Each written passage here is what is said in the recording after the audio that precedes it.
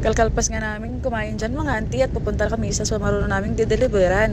Kita nyo naman yung mga kadwa ko mga auntie, nagpigsada, syempre napsugda. Sa mga oras nga yan ay nagtatali sila ng mga butchiron. Yung customer kasi namin, kayat na yung nakasabit yung butchiron para daw makita ng mga bibili. May point naman si auntie mga auntie, syempre paano nga naman mabibenta no madi daw makita.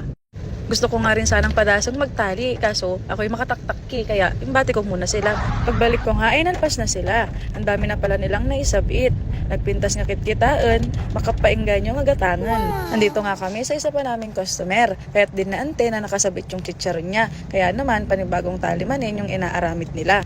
Sa mga oras nga ngayon ay tumulong na rin ako. Pinadas ko ring magtali.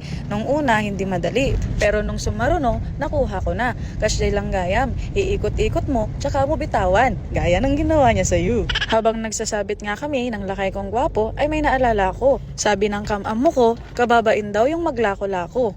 Pero napanunot ko, bakit naman ako mahihiyang maglako kung ito ay kayayaman ko? Char! Di ba mas nakakahiya yung agmalmalum kang nakaupo tapos mag-e-expect ka at gusto mong sida, manok na adobo?